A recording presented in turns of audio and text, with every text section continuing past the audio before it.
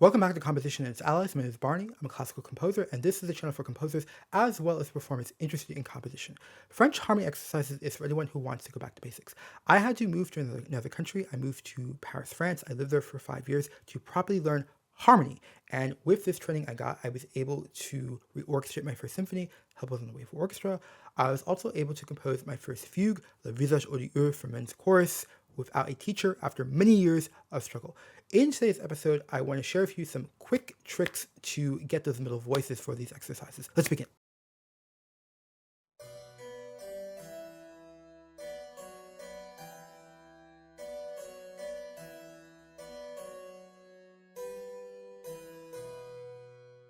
So the first thing you want to do is you want to copy the exercise done by hand. In today's day of fast learning and AI and everything, this is not a very sexy requirement, but it is absolutely required. When you work in the computer, it is very shallow. It is inferior to the work that you do by hand. When you work in the computer, you're going to want the instant results, instant sound, instantly erase, and then we can't see your progress. When someone says, I'm watching the videos, I'm doing the work, but I don't see the progress, well, first of all, progress takes time to see. It's kind of cumulative, but the first thing I say is, well, let me see your handwritten work. Usually there is no handwritten work because I understand it. You feel a sense of desperation, orchestration, I have to get ready for a fugue, I have composition, I don't have much time for harmony, though I recognize it's holding me back. But if you actually want to get ready for fugue and orchestration in your own compositions, you have to put that integrity. What you put in is what you're going to get out, though it generally multiplies. The next thing you want to do is we want to sing the exercise. So usually for these exercises, you'll have the bass and you'll have the soprano or the middle voices, or you'll have the soprano and then you have to hear the bass and the middle voices. So for the purposes of this video, we've already gotten the outer voices, and now we're going to fill in those middle voices. So the necessity to sing to hear the harmonic potential isn't as grave, we say in French, as necessary, because we've done the hard part already. But nevertheless, just to get it in our ears, I will sing the exercise. Si, si, sol, mi, si, fa, si, mi, si, fa, si, mi, si, fa, sol, mi, si. So some of the things I notice when I sing, so notice the fa, si, fa, it just has that burning quality, which is the unique quality of the dominant. So you have to sing so you hear these harmonic potentials. Also, the subdominant, si, si, sol, mi, si, fa, si, mi, si, fa, si, mi, si, fa.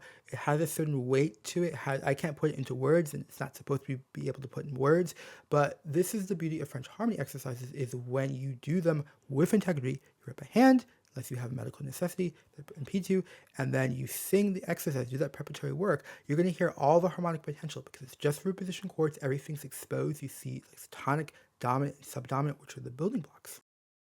Now let me sing the soprano. Re, re, mi, re, do, re, sol, re, do, re, mi, re, do, si, si, si. Notice that do, it's a dominant. It has that feeling, it has that tension attached to it.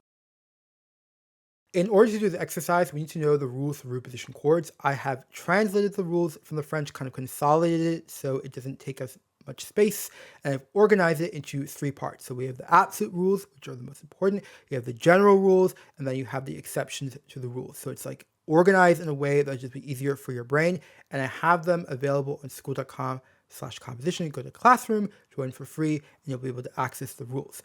The rules that we really need to focus on for today are going to be the path of least resistance. So that isn't part B, general rules, but the path of least resistance states that voices should move as little as possible. So stay in the same note, move by step, and finally you can leap. Now, the path of least resistance is for smooth voice leading. It's a general tendency, but if you only followed it, then music would be very boring. It wouldn't be able to move around, do expressive purposes. So in part C, exceptions to the path of least resistance, I explain that soprano will leap around for melodic purposes, expressive purposes to get to different register, or the middle voices may have to leap to rebounce the chord. This is often the case after a deceptive cadence.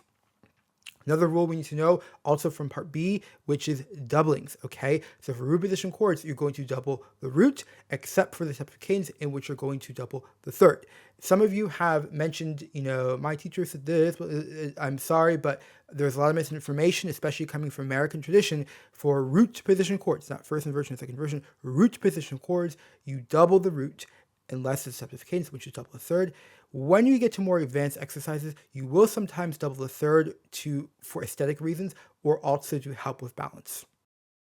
All right, now we're going to get phrase 1. So first thing I recommend is to put in the Roman numerals. Bite the pride and, I should know. No. Just like you want to simplify things because you want to see things as accurate as possible so you can free up the brain space to actually think and hear harmonically. So I put the Roman numerals, we're in B minor, so we have a 1 going to a 6 going to a 4. That might be a little bit difficult because notice going 1 to 6, they're a third apart, which means there's 2 notes in common, and going from 6 to 4, they're also a third apart, which means there's only 2 notes in common. So it can be a little bit tricky to voice these and arrange these in a way that's going to be very successful. Also notice that we have la barre de prolongation, which I call the line of constant harmony. I talk a lot about this in part C of rules for root position chords, the exceptions that change the chord for every note of the exercise. So in general, the harmony is going to be changing every time the bass or soprano changes, but sometimes you'll have an arpeggio in the soprano, or you'll have a bass octave leap in which the harmony stays the same. So because the bass is moving by a leap, the general preference would be that the other voices are going to stay still. That way we can bring more attention to the bass. So in this first possibility, we have a problem. So notice that we have a 12th distance from the bass to the tenor. So many times when we voice exercises, we want the upper C voices as close together as possible. It's kind of an ideal. However, here doesn't work because if you review the rules for root position chords, part A, absolute rules, distance between voices, I mentioned that the maximum distance between bass and tenor is a 12th, but a 10th is much preferred. A 12th often will sound very empty and thin. It usually only works like if it's like in between phrases or kind of disguised. And starting an exercise here on the 12th, it's just going to feel really empty and dissatisfactory. In this next possibility,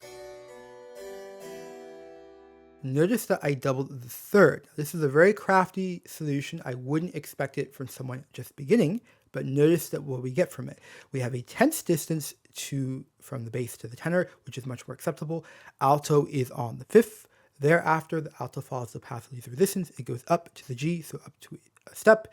Then it stays in the G, so keep it the same note. Likewise with the tenor, it jumps from the D to the B to complete the chord and then stays on the B. So this is a very good solution, but I wouldn't expect it. Let's just listen a little bit slower.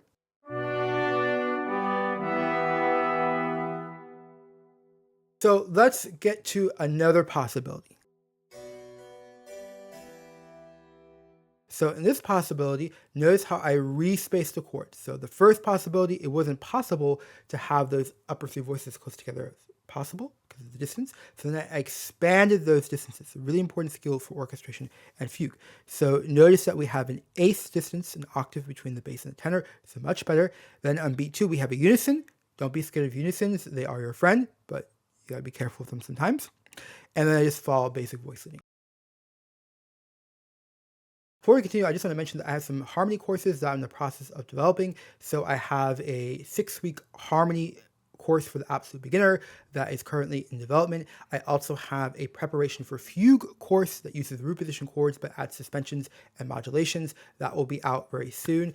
And throughout the year, I will be adding more courses so that you can actually work on harmony. There will be a paid portion, which is a guided tutorial, which is subtitled, as you've probably seen with some of the shorts, but there'll also be a free version, which is a study guide version, and I'll tell you what the homework is and then provide the answers.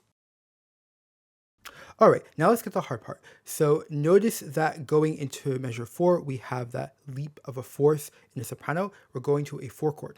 However, going into measure 2, which is also a 4 chord, the soprano just went a second to the E. So clearly in this other possibility, the soprano is doing an expressive leap. Maybe it wants to go to a higher register, though in this context, it looks like it just wants to do something more melodic. So that's going to mean that the other voices are not going to be able to stay where they are. They're going to have to make some kind of adjustment.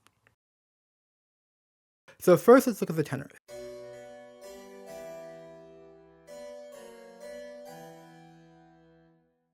So I'm going to try to keep the tenor in the same elevation for as long as possible. So we get to the unison with the bass, then you go down to the leading tone, resolve the leading tone up, and then hold on to the B to have the fifth of the chord. Now let's get to alto. So the alto is on the G, it goes to the F sharp, and then just stays on F sharp for the rest of the measure.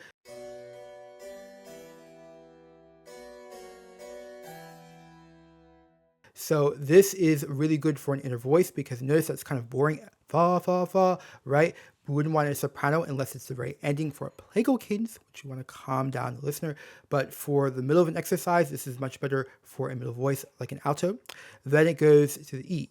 However, notice we have a major problem. Notice that there's a large distance from the alto to the soprano. So I mentioned previously that the maximum distance between bass and tenor is a 12th, though a tenth is much preferred. But for the upper three voices, so alto to soprano or alto to tenor, the maximum distance you can have is going to be an eighth. Anything larger is going to feel like you're missing another voice. So we have a problem, and I will let you figure out the solution. If you'd like to practice these exercises, then you can go to school.com/composition, click on French harmony exercises, go to official exercise, and click on the PDF for soprano and bass. Thank you for watching. Have a good day.